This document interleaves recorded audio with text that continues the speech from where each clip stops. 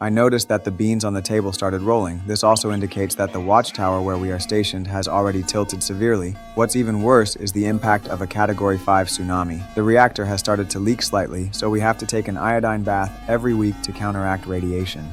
My name is Babu. The storm took away all our supplies. The drinking water inside the tower has been used up. Even the food in the refrigerator is almost gone to save food. The four of us can only have one small meal every day to meet our basic bodily needs. We have been stationed in this tower for 2 years and 6 months. According to the rules, employees should rotate every 2 years. I don't know why the rotation time has already passed, but we didn't see anyone coming to replace us. While I was standing guard, I suddenly noticed a ship approaching, but there is no signal displayed on the radar. The captain immediately ordered the communication officer to determine whether it was a friend or foe, but no matter how Amy communicated, the other party did not respond.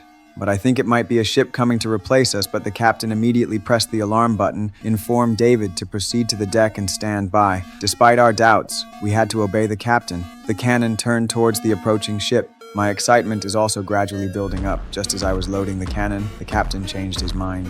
He ordered me to seize the ship and scout the situation. Why should I do the dangerous work while he enjoys the benefits? But I still carried out the order, purely because of my military instincts. As the boat approached, I saw the letters on it. I'm sure this is the replacement ship we've been waiting for. Surprisingly, there was no one on board. Leaving my interferes behind, I boarded the ship and began to search it. I walked into the cabin and saw teacups covered with spider webs. This clearly indicates that the ship has been abandoned for a long time. When I delved into the interior of the ship, I found a lot of food and 4 sets of military protective gear. At this moment, I am certain that this is the ship sent to replace us, but the comrades who were supposed to replace us all disappeared. Being too hungry, I opened a piece of chocolate and started eating it. But I forgot to inform the captain. This also led him to believe that I had been killed, so they began to consider destroying the ship. However, the distance exceeded the range of the artillery, so they plan to use the ultimate weapon, but it requires the 2 keys of the captain and Amy to start it.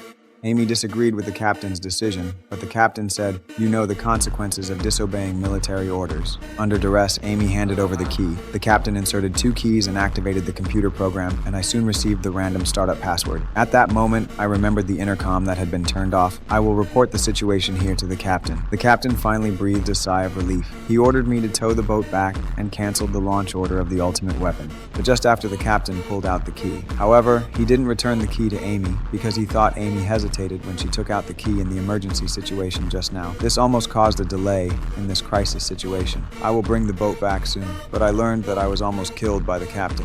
I began to curse the captain as the sole maintenance technician for the watchtower. David found that the engine of the boat had been broken for at least a few months. There was ample food on board, yet the crew members were nowhere to be found. To understand the situation, the captain downloaded